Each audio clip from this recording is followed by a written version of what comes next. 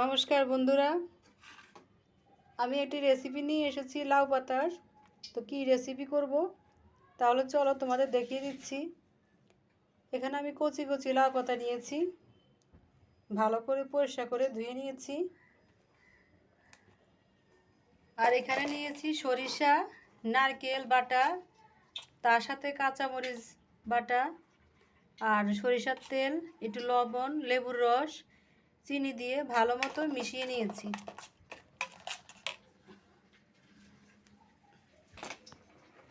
এখানে নিয়েছি আতপ চাল বাটা, এর ভিতরে আমি দিয়েছি একটু হলুদ গুঁড়ো, জিরা গুঁড়ো, লবণ দিয়ে ভালো করে মিশিয়ে নিয়েছি।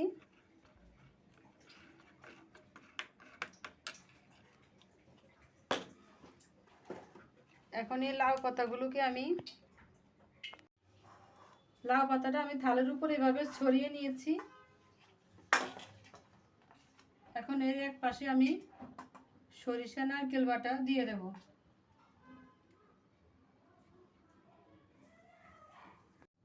এখন এটাকে আমি ভাজ করে নেব।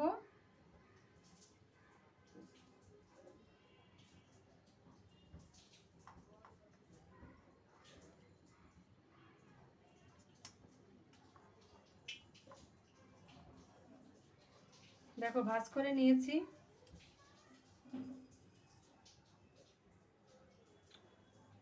এখন এই চালের গুঁড়ো বেটারের সাথে আমি আস্তে করে মিশিয়ে নেব।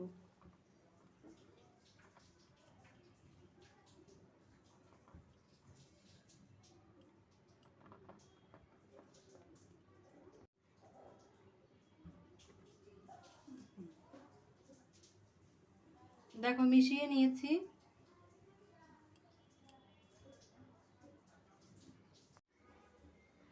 এখন এই তেলে দিয়ে দেব, আস্তে করে তেলে দিয়ে দেব। দেখো ডুবো তেলে আমি এটা ভেজে নিচ্ছি। দেখো ভাজা প্রায় হয়ে গেছে, এখন নামিয়ে নেব। হয়ে গেছে, দেখো নামিয়ে ফেলেছি। দেখতে অনেকটা সুন্দর হয়েছে। দেখো হয়ে গেছে আমার লাউ পাতার পিটুলি। এটার নাম হচ্ছে লাউ পাতার পিটুলি। আশা করি তোমাদের এটা ভালো লাগবে। তোমরা এটা করে দেখো, খুবই ভালো লাগবে।